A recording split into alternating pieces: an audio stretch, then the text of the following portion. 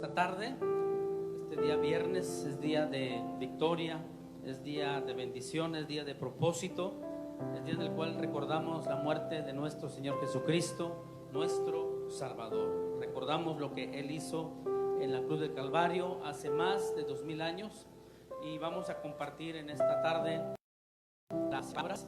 Un saludo a cada miembro de aquí de la Iglesia LIM, a cada familia que nos están viendo.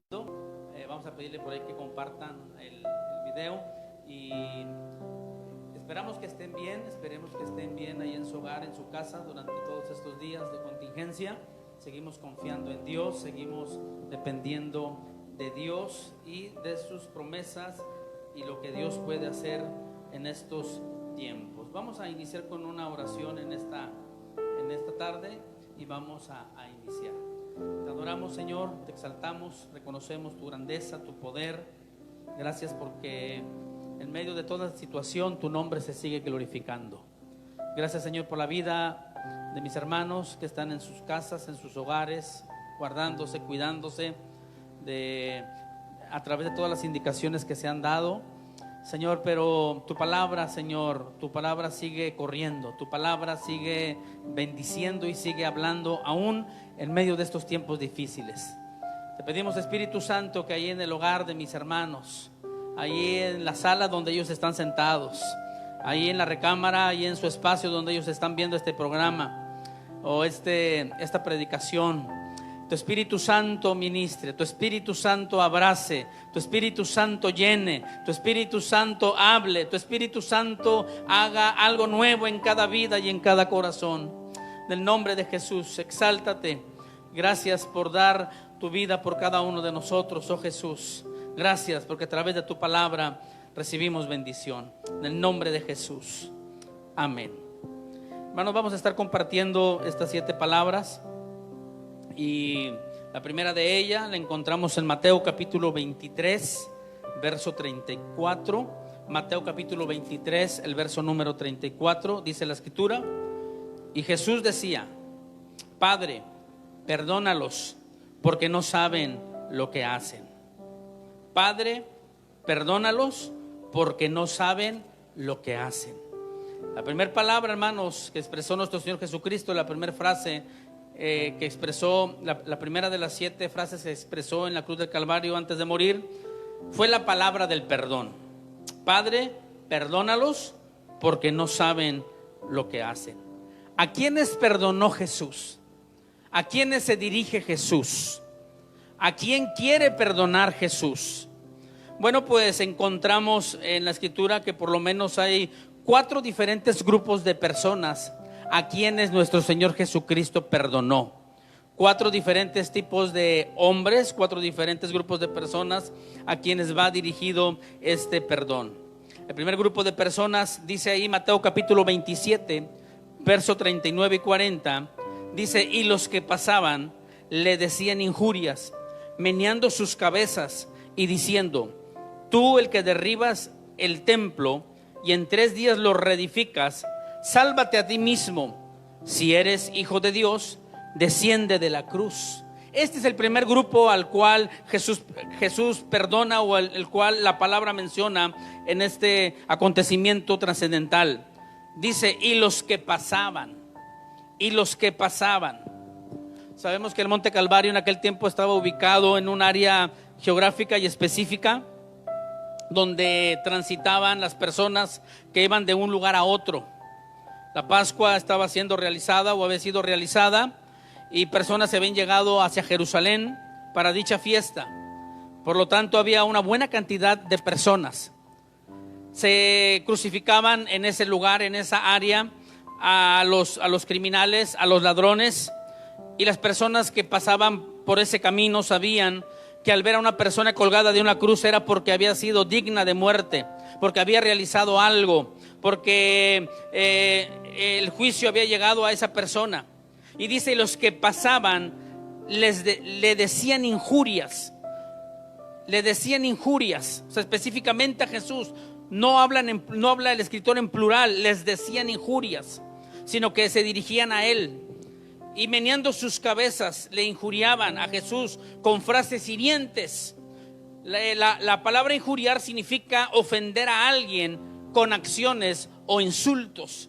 Así que las personas que pasaban por el camino, su mirada la volteaban hacia la cruz que estaba en el centro, y ahí donde estaba nuestro Señor Jesús se iba a cumplir la profecía de Salmos capítulo 22, el verso 7, donde dice: todos los que me ven escarnecen de mí, estiran los labios, menean la cabeza. Se estaban burlando del maestro, así cumpliendo las escrituras.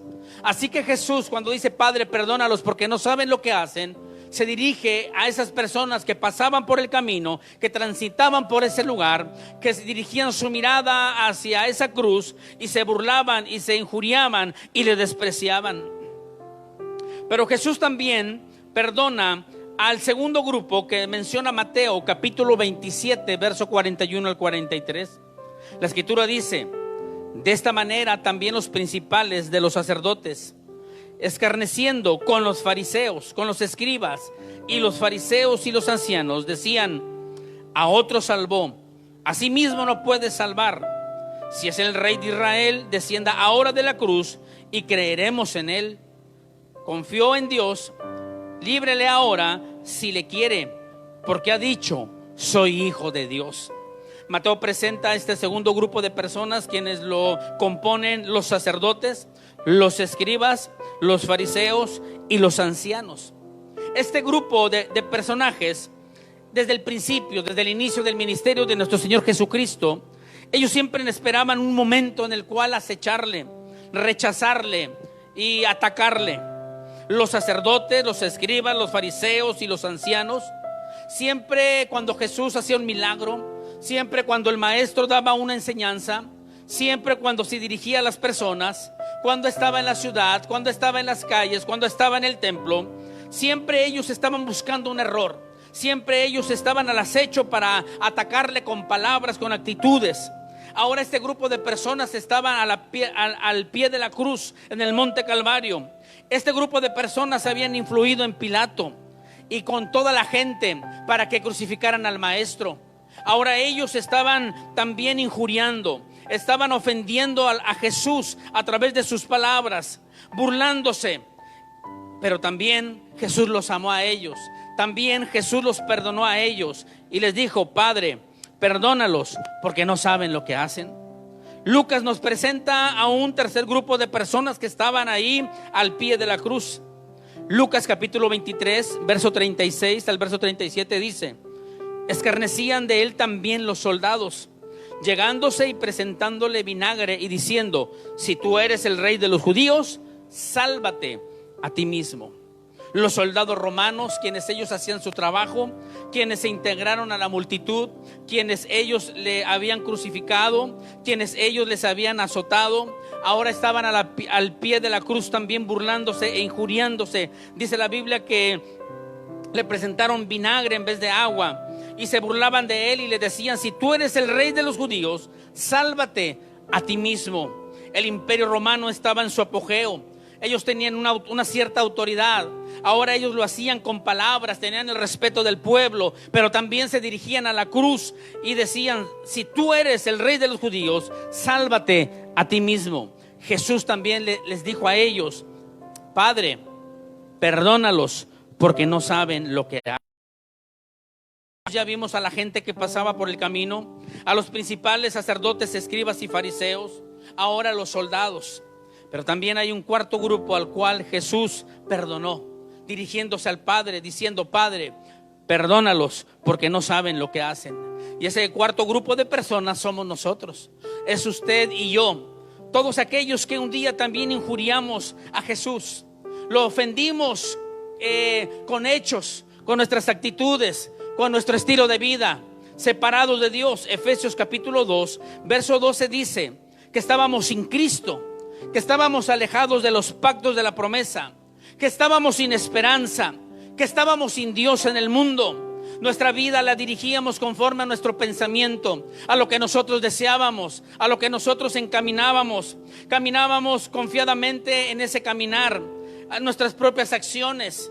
y lo que hacíamos era ofender a Dios con todo aquello que emprendíamos. Pero también un día recibimos el perdón. El perdón llegó a nuestros corazones. En esa cruz también Jesús pensó en usted y pensó en mí. Nos incluyó. Un día recibimos a Jesús en nuestro corazón. El perdón llegó a nosotros y hemos recibido el perdón. Padre, perdónalos porque no saben lo que hacen. Es una manifestación de amor, de gracia y de misericordia. A través de los evangelios encontramos que Jesús vivió enseñando y practicando el perdón, y lo hizo hasta el último momento de su vida. Padre, perdónalos porque no saben lo que hacen. Gloria a Dios porque su perdón nos ha alcanzado. Su perdón nos ha acercado a Él. Iglesia Lin, un día su perdón llegó a nuestro corazón, y es por eso que en esta hora nos hemos reunido para recordar lo que hace más de 2000 años Él hizo por nosotros. Jesús le amó, Jesús nos amó, experimentamos su perdón y ahora recordamos cada día lo que Cristo hizo por nosotros. Pero también hay personas que no le conocen. Hay personas a las cuales Jesús quiere perdonarles. Amigo que quizás por casualidad entró a ver este video o esta predicación, o que quizás por ahí alguien de sus amigos le compartió este video y que usted no conoce de Jesús. Déjeme decirle que usted no ha experimentado el mayor amor que ha sido enviado a este mundo. Más grande que el amor de un padre terrenal, más grande que el amor de una esposa, de un esposo, más grande que el amor que usted ha experimentado en esta tierra. Es el perdón del cielo, es la bendición de lo alto. Usted, amigo que no le conoce, Jesús quiere perdonarle. Usted está integrado también en ese grupo. El perdón acerca, y Cristo nos acerca al Padre a través de ese sacrificio. Él quiere que usted esté cerca de Dios. Él quiere que usted acepte ese perdón, reconociéndole en fe: Padre, perdónales porque no saben lo que hacen. La segunda palabra expresada, o la segunda frase expresada en la cruz del Calvario a través de nuestro Señor Jesucristo, la encontramos en los versículos de Lucas, verso 23 al 40, verso 23 del capítulo, verso 43 del capítulo 23 de Lucas. Dice la escritura: entonces Jesús le dijo: de cierto te digo que hoy estarás conmigo en el paraíso. En el monte Calvario había 3 cruces. Una cruz en el centro, una cruz a la izquierda y una cruz a la derecha. A las orillas 2 ladrones. En el centro, Jesús de Nazaret. En el monte Calvario encontramos 3 cruces: la cruz de la incredulidad, la cruz de la fe y la cruz de la misericordia. Al centro estaba la cruz de la misericordia. Por un lado estaba la cruz de la incredulidad. Lucas capítulo 23 verso 39 dice: y uno de los malhechores que estaban colgados le injuriaron, diciendo: si tú eres el Cristo, sálvate a ti mismo y a nosotros. Era la cruz de la incredulidad, donde un hombre estaba también había sido crucificado por lo que él había realizado, porque era un ladrón. Y en esa cruz de la incredulidad se estaba rechazando al Salvador del mundo. En esa cruz de la incredulidad no estaban aceptando al Salvador del mundo. Se estaba rechazando la salvación. No creía que Jesús era el Mesías prometido. En esa cruz de la incredulidad están aquellas personas que no reconocen a Jesús, que ven a Jesús solamente como una historia que aconteció hace más de 2000 años, donde hay una condición espiritual cómoda, donde se dice: no necesito de otra cosa. Son aquellos que están en una religión, fundamentados en personas, y dicen: no sucedió esto, no aconteció esto. Como un hombre vino a dar su vida, como Dios mismo vino desde el cielo a entregar su vida por nosotros. Rechazan la salvación, rechazan el propósito de Dios, todos aquellos que están en la cruz de la incredulidad. Por otro lado estaba la cruz de la fe. Lucas capítulo 23 verso 40 al 43 dice: y respondiendo el otro, reprendiéndole, diciendo: ¿ni aún tú temes a Dios, estando en la misma condición? Y nosotros a la verdad juntamente padecemos, porque recibimos lo que merecieron nuestros hechos, mas ningún mal hizo. y dijo a Jesús: acuérdate de mí cuando vinieres en tu reino. Hubo una conversación entre la cruz de la incredulidad y la cruz de la fe. La cruz de la incredulidad rechazó a Jesús. La cruz de la fe habló a Jesús, miró a Jesús, reconoció a Jesús, recibió la salvación de Jesús. Este hombre actuó en fe, se dirigió a Jesús como el Hijo de Dios, lo vio como un rey, porque dijo: acuérdate de mí cuando vengas en tu reino. Le reconoció como un rey. La fe actuó en ese momento, la fe obró en ese momento. La Biblia dice que la fe viene por el oír y el oír la palabra de Dios, porque este hombre escuchó la frase: Padre, perdónalos porque no saben lo que hacen. Ellos también estaban incluidos en esa oración y en esa palabra, pero la palabra de salvación fue rechazada por la cruz de la incredulidad. Pero en la cruz de la fe se aceptó esa salvación, se aceptó esa misericordia, porque en medio de la cruz de la incredulidad y de la cruz de la fe estaba la cruz de la misericordia. Lucas 23:43 dice: entonces Jesús le dijo al que actuó en fe: de cierto te digo que hoy estarás conmigo en el paraíso. Le salvó, le perdonó. Y en la cruz de la misericordia nos deja tres grandes enseñanzas. Número 1, nunca es tarde para que el hombre se arrepienta. Hoy es el día de salvación, hoy es el momento de salvación. No importa que usted diga: pero tengo tantos años de edad, ya de nada sirve que yo me acerque a Dios. Nunca es tarde de buscar a Dios, nunca es tarde de ser para ser salvo. Usted puede decir: no entiendo muchas cosas de la Biblia, no entiendo muchas cosas que suceden en este mundo. La cruz de la misericordia le quiere abrazar a usted también. Nunca es tarde para que el hombre se arrepienta. Usted puede decir: estoy enfermo, estoy casi por morir. De nada sirve que yo reciba la salvación. ¿Para qué? Déjeme decirle que la cruz de la misericordia nunca es tarde para abrazar su vida. 2, en la cruz de la misericordia también nos deja esta enseñanza: que Jesús prometió a este pecador una vida de comunión en la eternidad. De cierto te digo que hoy estarás conmigo. Cercanía, comunión, presencia. Y es lo que Dios nos promete a través de este sacrificio: una comunión eterna. Es verdad, hemos caminado con Jesús y estamos caminando con Jesús desde que le conocimos en este mundo. Pero la cercanía con Dios no es solamente en este tiempo, en este proceso, en este mundo, sino que es por la eternidad. 3, a este malhechor, cuando la muerte lo arrebató, el paraíso lo recibió. La cruz de la misericordia siempre está dispuesta para todos.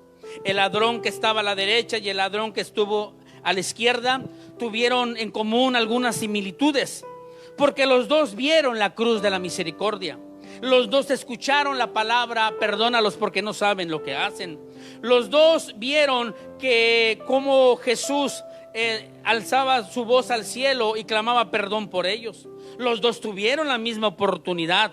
Hoy en día, amigo que nos escucha y nos ve, hoy Dios le da la oportunidad de ser salvo. Hoy Dios le da la oportunidad de escuchar esta palabra. En la cruz de la misericordia hay perdón. Misericordia significa dar algo que no merecemos. Jesús dio su vida por usted y por mí. Por eso dice la Escritura: con amor eterno te he amado y por lo tanto te prolongué mi misericordia. Tercer palabra, la palabra de provisión. Juan capítulo 19, verso 26 y verso 27 dice de la siguiente manera: y como vio Jesús a la madre y al discípulo que él amaba, que estaba presente, dice a su madre: mujer, he ahí tu hijo. Y el verso 27 dice: después dice al discípulo: he aquí tu madre. Y desde aquella hora el discípulo la recibió consigo. La palabra de provisión. Jesús nos deja este grande ejemplo en la cruz del Calvario de lo importante que es una madre. Aún en el umbral mismo de la muerte, Jesús no olvidó que tenía responsabilidades con su madre. Jesús proveyó para el futuro de María. Le dijo: madre, he aquí tu hijo. Y al discípulo le dijo: he ahí tu madre. Jesús no la iba a dejar desamparada. Alguien le iba a dar provisión, alguien la iba a cuidar y alguien la iba a sustentar. Es que la madre es un tesoro que jamás se debe descuidar ni tampoco olvidar. A la mamá hay que valorarla, hay que cuidarla, hay que protegerla, hay que proveerle, hay que bendecirle y hay que honrarla. Por eso, uno de los mandamientos con promesa, el primero de ellos dice: honra a tu padre y a tu madre. Es el primer mandamiento con promesa. Jesús nos deja este gran ejemplo en la cruz, dando provisión a aquella mujer de que no estuviera sola y que nunca le faltara nada. Hay que bendecir a nuestras madres, hay que orar por ellas, hay que estar atentas a ellas, hay que honrarlas, hay que bendecirlas, porque son un grande tesoro que Dios nos ha dejado. Número 4, la palabra de soledad. Mateo capítulo 27 verso 46 dice: y cerca de la hora Jesús exclamó con grande voz diciendo: Elí, Elí, lama sabactani. Esto es: Dios mío, ¿por qué me has desamparado? Dios mío, ¿por qué me has desamparado? Dice, exclamó con grande voz. Otra versión dice, clamó a gran voz. Es una oración de amorosa queja de un hijo a un padre. Dios mío, ¿por qué me has desamparado? Jesús no había alzado su voz en el huerto de los olivos. Jesús, en el huerto del Getsemaní, en el monte de los olivos. Ahí en ese momento de tensión, ahí Jesús no clamó y ahí Jesús no alzó su voz. Jesús no alzó su voz cuando le dieron los latigazos, cuando lo golpearon, ni cuando le colocaron la corona de espinas. Tampoco Jesús alzó su voz. Ni en el momento cuando le clavaron aquellos clavos en sus manos y en sus pies, Jesús tampoco alzó su voz. Jesús grita ahora. Jesús alza su voz y no lo llama Padre. No se dirige a él como Padre, sino que le dice: Dios mío, porque aquí inicia el verdadero drama de la pasión. Jesús lo vivió en el abandono de su Padre. ¿Por qué me has desamparado? Este momento fue la oscuridad de la oscuridad. Es ahí cuando Jesús estaba identificando aún más con nuestra humanidad. Pero era necesario el abandono del Padre para que Jesús fuera el experimentado en quebrantos. Isaías 53 dice: con todo eso Jehová quiso quebrantarlo, sujetándolo a padecimientos. Jesús sabe lo que usted siente. Jesús sabe lo que usted ha experimentado muchas veces, porque Él lo experimentó también. Cuando usted llora de soledad, cuando hay vacío en su corazón, Jesús ya lo experimentó.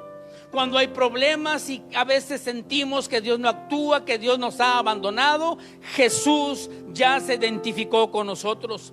Cuando en su corazón hay tristeza, cuando sus amigos le han abandonado y lo han dejado solo, Jesús es el experimentado en quebrantos. Él ya vivió esa experiencia. Cuando usted piensa que ya Dios lo abandonó y que todo está perdido, Jesús es el experimentado en quebranto. Hermano, amigo, Jesús ya vivió lo que muchas veces nosotros hemos vivido. Él es el experimentado en quebranto. No importa la soledad que quizás usted está viviendo, no importa el abandono que usted está sufriendo, no importa que quizás su padre, su madre lo haya abandonado. Dice la Biblia que con todo eso Jehová le recogerá, le levantará y le bendecirá. Usted no está solo. Dios está actuando ahí en medio del silencio. Jesús está hablando ahí en medio de su soledad. Jesús ahí está aún más cerca, porque hay un proceso que pasar. No está solo. Dios le va a dar la victoria y Él se quiere glorificar en usted. La palabra de soledad. Número 5, la palabra de necesidad. Juan capítulo 19 verso 28 dice: después de esto, sabiendo que todas las cosas eran ya cumplidas para que la escritura se cumpliese, dijo: sed tengo. Para que la escritura se cumpliese, sed tengo. Esta frase de Jesús, sed tengo, la podemos aplicar en tres sentidos o en tres aspectos: el sentido literal, el sentido bíblico y el sentido espiritual. Nos damos cuenta que Jesús dice sed tengo. El aspecto literal, Jesús tuvo sed literalmente. Jesús en los 4 evangelios, Juan es el único que menciona esta palabra o esta frase, sed tengo. Sabemos que el evangelio de Juan fue el último libro en escribirse en el Nuevo Testamento, aproximadamente en el año 100 después de Cristo. Pero para esa última década del siglo I, los gnósticos habían tomado fuerza religiosa. Ellos estaban enseñando en su doctrina y estaban instruyendo a los demás y ellos negaban que Jesús tuvo un cuerpo corporal. Todo eso se estaba infiltrando en la iglesia y en los creyentes. Al demostrar Juan que Jesús tuvo sed, estaba diciendo y defendiendo que también Jesús era humano, que él tenía un cuerpo real. Jesús había pasado un proceso difícil durante ese tiempo. Él había pasado el juicio, el desvelo, los azotes, el cargar la cruz hasta el Calvario. Su cuerpo estaba cansado, estaba agotado, le dio sed, porque tuvo sed en un sentido literal. Así que de una manera literal, Jesús tuvo sed a causa del agotamiento que tenía hasta ese momento. Pero también en el sentido o en el aspecto bíblico, era para cumplirse una profecía. Recalca Mateo, Juan, para que la escritura se cumpliese, porque estaba escrito en la profecía en Salmos capítulo 22 verso 15. Dice de la siguiente manera: como un tiesto se secó mi vigor, y mi lengua se pegó a mi paladar, y me has puesto en el polvo de la muerte. Otra versión dice: tengo la boca seca como una teja, tengo la lengua pegada a mi paladar.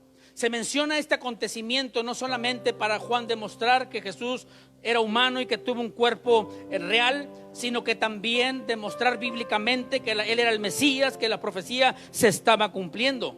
Pero si lo aplicamos a un sentido o a un aspecto espiritual, podemos decir que Jesús tuvo sed y sigue teniendo sed de comunión. Él tiene sed de que usted y yo, de que nuestro corazón esté ligado a Él.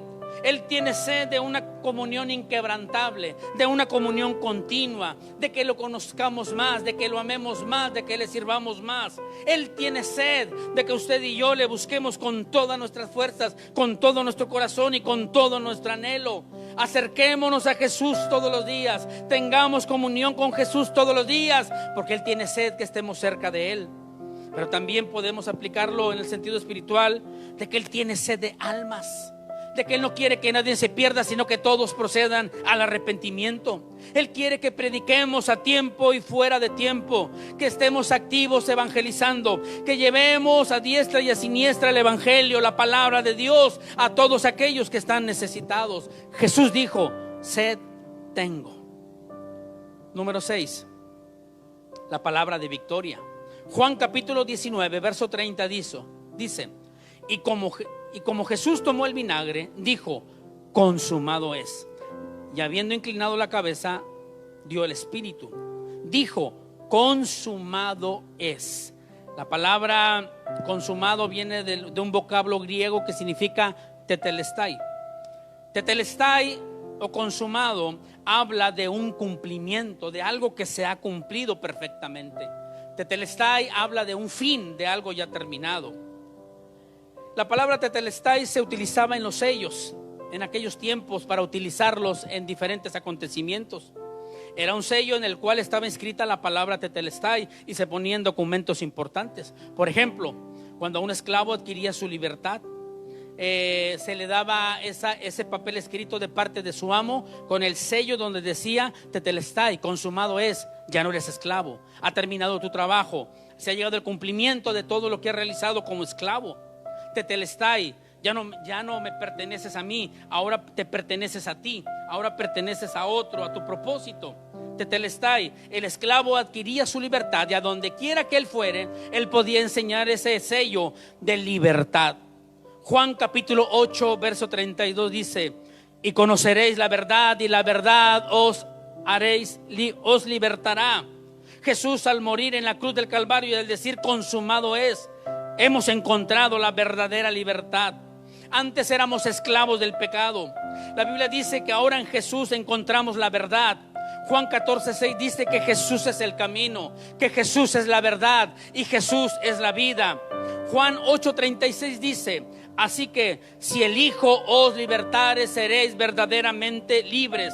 Primera de Corintios capítulo 6 verso 20 dice: porque comprados sois por precio. Glorificad pues a Dios en vuestro cuerpo y en vuestro espíritu, los cuales son de Dios. Hemos sido comprados. Cuando Jesús murió en el Calvario y dijo: tetelestai, consumado es, ha pagado un precio. Primera de Pedro capítulo 1 verso 8, 18 y 19, la Biblia dice: sabiendo que habéis sido rescatados de vuestra vana conversación, la cual recibisteis de vuestros padres, no con cosas corruptibles como oro o plata, sino con la sangre preciosa de Cristo, como un cordero sin mancha y sin contaminación. Eso quiere decir que se pagó un precio. Cristo, al morir en la cruz del Calvario, usted y yo hemos adquirido la libertad. Tetelestai, consumado es. Amigo, la palabra de Dios dice que estábamos muertos en nuestros delitos y en nuestros pecados. Aparentemente usted es libre a través de sus decisiones. Es libre a través de que usted ha ordenado su vida y la ha establecido conforme a su deseo. Pero la Biblia dice que aquel que no está en Cristo, dice la Escritura, que es esclavo del mundo y que es esclavo del pecado. Usted está atado espiritualmente. Necesita la verdad, necesita la gracia de Dios. Cristo dijo: consumado es. Cristo rompe las cadenas del pecado. Cristo nos dice: tetelestai, eres libre. Pero también la palabra tetelestai se utilizaba cuando una persona adquiría un préstamo o una deuda y se llegaba el tiempo de pagar. Si él no tenía el dinero para liquidar esa deuda, un conocido, un amigo o un pariente venía y pagaba esa deuda. Se le entregaba el acreedor al que había pagado la deuda una hoja en el cual era una especie de recibo donde se había pagado la deuda, y se ponía el sello donde decía: tetelestai, consumado es, ya no me debes nada, ya está pagado todo. La Biblia dice que nuestra deuda ha sido pagada. Romanos 6:23 dice: porque la paga del pecado es muerte, mas la dádiva de Dios es vida eterna en Cristo Jesús, Señor nuestro. La deuda ha sido pagada. Cristo la pagó en la cruz del Calvario por usted y por mí. Tetelestai se utilizaba cuando una persona estaba presa. Cuando alguien iba a pagar la fianza de ese pariente o de ese amigo, se le daba su carta de libertad. El juez le otorgaba esa carta de libertad con el sello también de tetelestai. Era prisionero, pero a causa de ese pago y a causa de esa hoja donde estaba el sello de tetelestai, ahora era libre. Ya no era prisionero, ya no estaba en la oscuridad, en aquella celda fría. Ahora él podía salir libremente y caminar por las calles y estar con los suyos. Efesios 2:1 dice: y él os dio vida a vosotros cuando estabais muertos en vuestros delitos y vuestros pecados. Consumado es. Era el grito del vencedor, el que había logrado terminar su obra. Somos libres en el nombre de Jesús. Cristo ha pagado nuestra deuda. Consumado es. Hay libertad en el nombre de Jesús. Última palabra, número 7, la palabra final. Lucas capítulo 23 verso 46 dice: entonces Jesús, clamando a gran voz, dijo: Padre, en tus manos encomiendo mi espíritu. Y habiendo dicho esto, expiró. Padre, en tus manos encomiendo mi espíritu. Jesús muere en la cruz del Calvario. Jesús derrama su sangre en la cruz del Calvario, la entrega para la remisión de nuestros pecados. Su sangre ha sido derramada. Su sangre limpia pecados. Su sangre purifica. Hebreos 9:23. La sangre de Cristo nos redime. Tito capítulo 2 verso 14. La sangre de Cristo quita el pecado. Hebreos capítulo 10 verso 1 al 4. La sangre de Cristo nos acerca a Dios. Efesios 2 del 1 al 6. La sangre de Cristo nos santifica. Hebreos 10:9. La sangre de Cristo nos da vida eterna, Juan capítulo 6, verso 53. Pero también la sangre de Cristo intercede. Hebreos 12:24 dice: y a Jesús, mediador del nuevo pacto, y a la sangre rociada, que habla mejor que la de Abel. Génesis 4:10 dice: y él le dijo: ¿qué has hecho? Dios preguntándole a Caín: ¿qué has hecho? La voz de la sangre de tu hermano clama a mí desde la tierra. La sangre de Abel, que había sido derramada a causa de su hermano, clamaba por venganza, clamaba por justicia. Pero la sangre del Cordero, que fue derramada en la cruz del Calvario, que Jesús expiró en la cruz del Calvario, la sangre de Cristo intercede por el ladrón en la cruz. La sangre de Cristo intercede por nosotros. La sangre de Cristo intercede por el pecador. La sangre de Cristo intercede por el mundo entero. Pero la sangre de Cristo también nos da propiciación. Romanos 3, versos 24 y 25 dice: Cristo Jesús, a quien Dios puso como propiciación por medio de la fe en su sangre. Propiciación. La palabra propiciación significa que habla de satisfacer la justicia de Dios, pagar por nuestros pecados, apaciguar la ira de Dios. Romanos 3:23 dice: por cuanto todos pecaron y están destituidos de la gloria de Dios. Habíamos injuriado a Dios a través de nuestro estilo de vida, pero la sangre de Cristo en la cruz del Calvario trajo propiciación a nuestra vida. Dios hubiera actuado en su justicia, y a causa de nuestro pecado iba a obrar de una manera conforme a nuestras concupiscencias. Pero la sangre del Cordero intercede por nosotros, y estábamos destituidos de la gloria de Dios, pero ahora su sangre nos trae esa propiciación, aplaca la ira de Dios y nos muestra la justicia de Dios. Pero la sangre de Cristo es victoriosa en esa cruz el día que Él expiró. Colosenses nos habla de la siguiente manera: anulando el acta de los decretos que había contra nosotros, que nos era contraria, quitándola del medio y clavándola en la cruz, y despojando a los principados y a las potestades, los exhibió públicamente, triunfando sobre ellos en la cruz. Padre, en tus manos encomiendo mi espíritu. La obra que se había propuesto el Santo Cordero llegó a su fin. Jesús estaba poniendo el sello final en la obra de redención. Se han cumplido con todos los requisitos y exigencias. Ya no hay que sacrificar corderos ni machos cabríos. El Cordero de Dios estaba derramando su sangre para salvación de la humanidad. Cristo es el Redentor del mundo. El camino al cielo está abierto para usted y para su familia. Jesús dijo: Padre, en tus manos encomiendo mi espíritu. Cristo murió por nosotros. Cristo nos amó con amor eterno. Hoy lo volvemos a recordar, que Cristo lo dio todo en la cruz del Calvario por cada uno de la humanidad. Y aquí estamos disfrutando de su gracia, y aquí estamos disfrutando de su bendición. Aleluya. Aquí está tu pueblo, Señor, por medio de las redes sociales. Ahí está tu iglesia en sus hogares. Aleluya. Como un río desde este lugar empieza a recorrer tu gracia, tu gloria hacia cada hogar, hacia cada hermano, hacia cada familia, y empieza a bendecir. Trae sanidad al enfermo, trae fortaleza al débil, trae bendición al que se siente solo. Oh Dios de los cielos, en medio de esta contingencia, tu poder se manifiesta, tu poder obra, porque exaltamos al Cordero de gloria. Aleluya.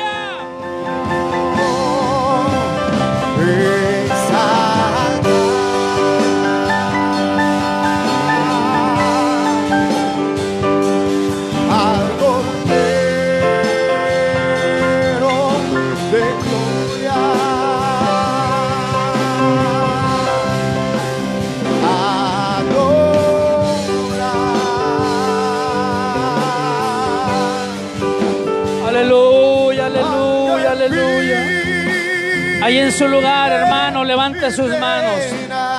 Ahí en su lugar, levante sus manos. Ahí en la silla, en el sofá, en el sillón donde usted está. Si gusta doblar sus rodillas o estar de pie, levante sus manos unos momentos, iglesia. Aleluya, adoramos al Cristo que murió por nosotros, al Cristo que murió y resucitó, al Cristo de poder. Así que es un tiempo de adoración en estos momentos. Adore a Jesús, al Cordero de gloria. Donde está el Espíritu de Dios, ahí hay libertad. Ahí está Dios fortaleciendo. Ahí está su Espíritu Santo bendiciendo. Aleluya, su sangre nos redimió, nos rescató. Aleluya, Cristo nos amó. Su amor ha sido derramado sobre nosotros. Adore unos momentos. Adore unos momentos al que murió. Aleluya, por nuestros pecados. Nadie más lo iba a poder hacer. Nadie más se iba a atrever a realizarlo. Solo Jesús, el Hijo de Dios. Aleluya. Gloria al Cordero. Al Dios altísimo, Padre eterno. Ahí en su lugar adore, hermanos. Aleluya, todos los redimidos por la sangre de Cristo. Adore el Cordero, adore el Cordero, adore el Cordero.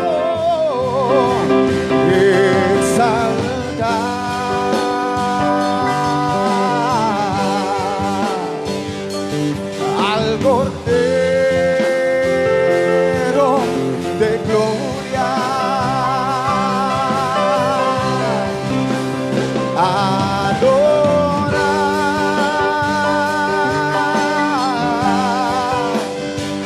Aleluya. Aleluya. Cristo pagó el precio. Jesús lo hizo por amor. Aleluya. Con amor eterno te he amado. Con amor eterno te he amado. Reciba el amor de Dios, la gracia de Dios. Padre eterno, Cordero de Dios. Aleluya. Aleluya. Si hay una persona que nos está escuchando y no ha entregado su vida a Cristo, ahí en su lugar, en su mente, en su corazón, Jesús quiere perdonarlo. Jesús quiere acercarse a usted. Jesús murió por usted en la cruz del Calvario. Repita juntamente conmigo, ahí en su lugar, en su mente, en su corazón, y diga: Padre, reconozco mi condición. Reconozco que soy pecador. Reconozco que te necesito. Pero en esta tarde también reconozco el sacrificio de Jesús por mí en la cruz del Calvario. Gracias por amarme. En fe lo confieso que Él murió y resucitó por mí, y que desde este momento acepto su perdón, su reconciliación, y que desde este día soy una nueva persona. Que sigas derramando de tu amor y que cumplas el propósito en mi vida y en mi familia. Repita: Jesús, entra en mi corazón, perdona mis pecados y hazme una nueva persona. Gracias, Padre, por amarme con amor eterno. Y reciba el amor de Dios ahí en su vida, en su familia y en su corazón. Vamos a hacer esta última oración por Matamoros, por la colonia Buenavista, y enseguida el grupo de alabanza continúa entonando unos cantos. Señor, estamos delante de ti, Señor. Gracias. Gracias porque en este día recordamos ese grande sacrificio. Recordamos tu misericordia. Señor, en esta tarde la iglesia LIM se une nuevamente para clamar y pedir por Matamoros. Bendice nuestra ciudad. Bendice cada una de las 400 colonias que están establecidas en este municipio. Obra con tu gracia. Ahí en los hogares, haz algo especial, oh Dios. Bendice a nuestro presidente municipal, el señor Mario López, y todos sus colaboradores. Derrama de tu gracia y de tu sabiduría sobre él. Bendice, Señor, cada familia de la colonia Buenavista, aquí en donde está establecida la iglesia LIM. Bendice cada hogar, bendice cada familia. Si hubiera enfermos, levántales en el nombre de Jesús. Obra con poder. Gracias porque tú estás con nosotros. Bendice cada negocio de esta colonia, cada hogar. Bendice las escuelas, el kinder, la secundaria, todo aquello que rodea la colonia. Aleluya. La iglesia Lin es un depósito de fuente y de bendición. Aleluya. Donde la brisa de las 70 palmeras trae bendición, trae fortaleza.